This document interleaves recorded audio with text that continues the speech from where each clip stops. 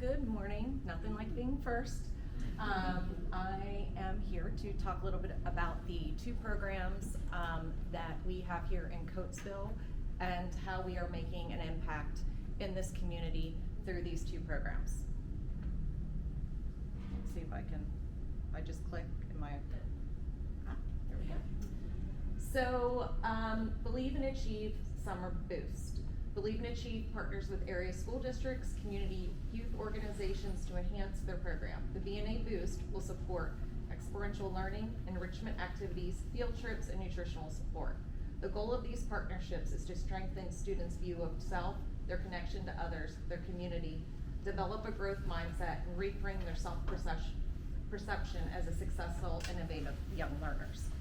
So I want you to think of the Boost as the big circle, and a component of the B&A Boost is the B&A Farm Fresh Market. The Believe and Achieve Farm Fresh Market aims to provide fresh produce, nutritional assistance, and education to children and families in a positive, supportive manner, reducing the stigma of traditional food support. And this is a setup of one of our markets that we did with the Bridge Academy, but actually with another partner called So Good Now. And the kids were invited out to golf with the Westchester golf team, and we also provided a pop-up market there that they could take the fresh veggies and fruits home. We had kale one year, and that was really popular with the college kids. They were telling the little guys how to make kale chips. So you never know what's going to be popular, and that's kind of part of the mission, is exposing our children and families to healthier foods. So why? So background of why we came up with this concept. It was actually born from COVID, believe it or not. I think we all had to learn to have to kind of rethink and redesign what we were doing. So we found in COVID, we were doing a lot of nutritional support, taking boxes to families. And at that time, we started giving fresh produce. And we started to notice that families were coming out more and more. We had a program prior to the Farm Fresh Market, which was the backpack program. Before COVID, we were having a hard time with our partners giving out those backpacks. We couldn't give them away. Kids didn't want to take them. They didn't want to be the kid to get on the bus with a backpack full of food. So we really realized there was a stigma in what we were doing. So we decided we had to come up with a way that we could empower children and families to receive support without feeling any stigma or shame. So that was kind of how the concept was born. We also know summer is the hungriest time of year for many children, right? A lot of our kiddos are getting free and reduced lunch. What happens in the summer? Not all the summer programs, and I know the one here in Coatesville, it's a half-day program, 4 days a week. The kids can get breakfast when they come in, but there's no lunch. So we really have to think about what these kids are doing, what access, what do they have to home, and that's a financial burden on families because now they've lost that support that the kids are getting during the school year. Summer experiences, they cost money too.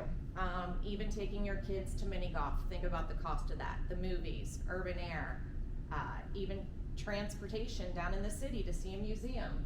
Those are super expensive, and we know that a lot of kids and families don't have that financial mean to have summer experiences. So we wanted to have a way of how we could boost programs and bring some fun in or get kids out into the community, and to provide opportunities to experience new foods and enrichment. So we really try with a lot of our assemblies to bring in different organizations. This was Musicopia. It was an African Brazilian band that put on a performance. We had a food demonstration. This young lady was from Snipes. She taught the kids how to make smoothies, and that week we had, like, during the market, bananas and strawberries. So it was items that they could take home that week and make. These are just also examples of the market. The market's a great tool where the older kids can help the younger kids, developing teamwork and collaboration. And here we have, with our other partners, Partners in Outreach, they provide summer camp bags to all the organizations we work with. So our first partner is Coatesville Area School District, and the program is held at Rainbow Elementary. like I mentioned, it's a 4-week half-day program, Monday through Thursday, kindergarten through 5th grade. The program serves students who qualify for extended school year services, so many students with disabilities who may need OT, PT to keep their IEP goals in range. And then Title I provides additional academic support to students in schools with the highest percentage of low-income families. Coatesville, of course, is a Title I school district, so the administrators from all the different elementary schools in the area identify the students that are considered for this program. We began our partnership. Our first program was with Westchester School District, and we're still there with Jumpstart. Coatesville was our second, and I'm super proud of that, our second school district. We started the program with Coatesville in 2022. This will be our 4th year with the program. Our second partner here in Coatesville is the Bridge Academy, which many of you are familiar with, a community center providing programs from elementary age to supporting families and moms groups. We are providing nutritional support to children and family of all ages in Coatesville, and produce and pantry item counts are based on previous events and count recommendations. Often a lot of their events are first come, first serve. So these are the different pop-ups we've done. We've done their backpack event, which is a huge community event here in Coatesville. So we've done that twice. One year, you can see those are my interns. We are outside. Last year we were working with rain, didn't stop anybody. We set up inside. That was the Meadow 12s. Above that is an additional pop-up. I think that was last June. As you can see, we also received shoes and socks from Subaru, and we gave them to the Bridge Academy, and I believe they use them in their summer camp as water shoes, because I know they go out to the creek and water play. So those were free and through a connection we had. And sometimes we change it up. Pantry items have now been a request, so you can see here, this was a group of students, and we donated a significant amount of those pantry items that were sent out to families.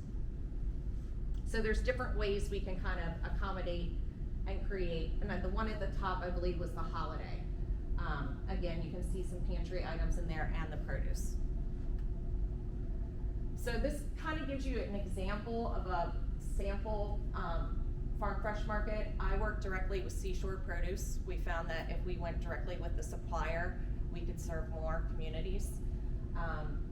So I kind of give them a very big order. Usually it ranges with a program like Coatesville.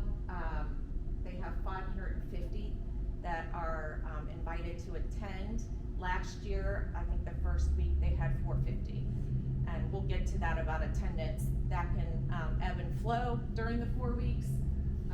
So usually I make my count based on the previous attendance, but last year I was ranging like, okay, how are we serving 400 kids?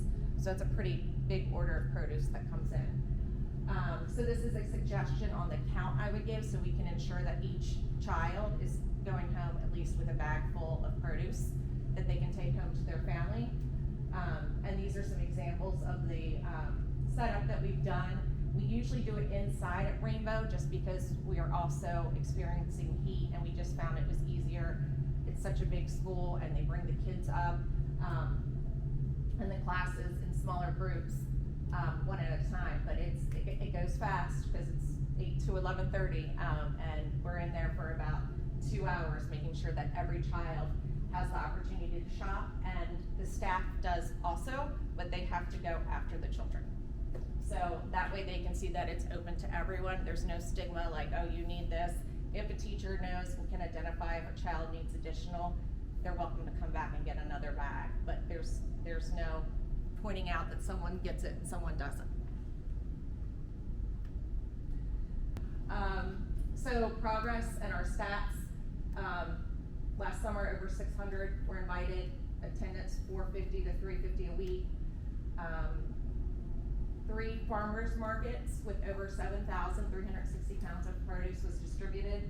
We only had 3 and not 4, and that will come up in my challenges because of weather this year. When we had those horrible storms, school was canceled.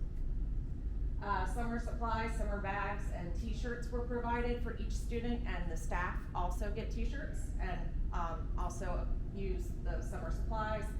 And 5 assemblies and 1 nutritional demo were provided within 4 weeks.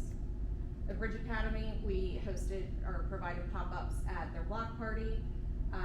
We also participate in their family relief partnership, which is every other month. We do their holiday pop-up markets. We did Thanksgiving and Christmas, and that's important because we know usually these kiddos are gonna go on break for a week or a couple days, so we try to give and provide a little more to sustain them during that time.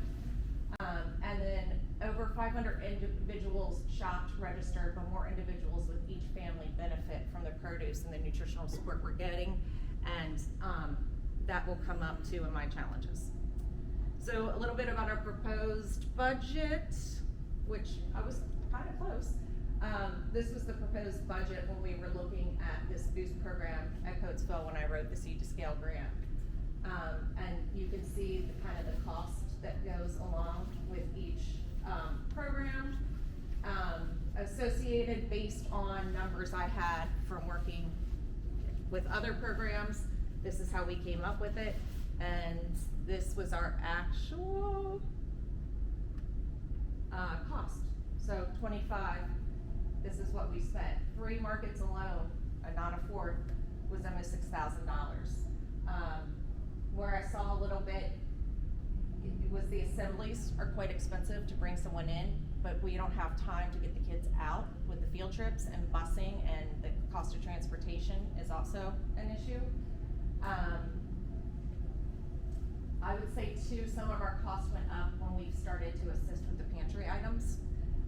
If you ever see me in Aldi or the dollar store or Walmart with a couple carts, usually have a pop-up coming. And then market supplies. Of course, since we were getting new partners and we like to keep things on site at the school, we had to have new stands made, baskets, and bags are a huge expense, believe it or not. This year we were lucky enough that JAWS, the JAWS program, Ron Jaworski's, they partnered with us and actually donated, I think it was about 1,000 bags. So it had our logo and theirs, and I think it said Healthy You. They were great bags. But of course that's one thing that we can only give out once. We encourage the kids to bring them back. If they don't, then I usually have paper bags that I've bought from Aldi, or we've also bought them off of Amazon, the reusable shopping bags. So this is just a little bit on the food alone.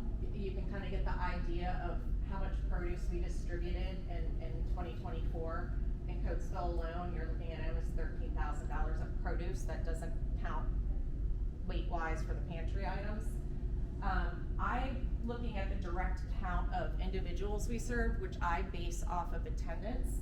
So I'm estimating individually 2,000. I feel that is doubled, if not more, because you have family members, you have parents, grandparents. Fred might eat one of your apples that you brought home. So we're really trying to figure out a way, how do we capture that? Do we make a formula and assume there's 3 people that are benefiting? Also, when we open the market to the staff, I don't count the staff. And I know there's been plenty of staff that have shopped the market afterwards. So that's something else we're trying to capture, and how we can go about getting those numbers more effectively. Oops. So challenges, capturing the true numbers. Like I said, right now I am basing them off of enrollment and attendance. I know when I work with Autumn at the Bridge, when we do a pop-up, it used to be 50. It has grown popular. Now we're at about 75. When we do the bigger events for Thanksgiving, the Bridge, backpack event, and Christmas, I'm usually planning on 100, 150. So for the bigger events. And like I said, it's kind of first come, first serve. So if it runs out, it runs out.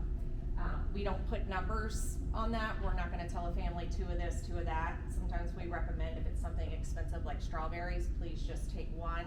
But I feel, and we trust our partners, that they know what families need the most assistance. And I honestly, in these situations, I've never seen anyone overtake. Mother Nature canceled programs outside of our control. Like I mentioned last year, the severe storms, Therefore, Coatesville did not have that summer program the day of the market. The year before, believe it or not, they had a busted pipe, and they were also canceled. So we've talked a little bit this year about making the program on a Wednesday instead of a Thursday, so that we could always come back and get that produce out to the families. Increased prices in produce and groceries, not only for our families. PA has the highest grocery inflation rate at 81%, but I'm seeing increased prices, and now with the political climate and taxes for where some of our produce come from, I'm anxious to see what my numbers will be this year. So stay tuned on that for our final report. And maintaining a safe environment and no stigma. Again, with our political climate, we've reached out to some of our partners. Enrollment's down in some of our programs. But again, when we're doing these community events and in the school, just making sure it's safe, accessible, and if someone needs assistance and is not comfortable coming out right now, how can we get to them? And then in 2025, we're continuing our partnership with Coatesville. We have bridge pop-ups planned. We're taking the bridge to a Phillies baseball game the 15th or 16th. And they are also 50 kids are gonna go to a summer beach trip in Wildwood. And then a new partnership with Coatesville Kids started last month. And we provided a farm fresh market there on the 18th, and these are pictures of the market, which I'm excited about. They're cute little ones, so I don't usually get to work with little guys, so that was great. And then just our thank you, and you know, we're really appreciative of the support we've received through this grant, and we look forward to continuing our work in Coatesville.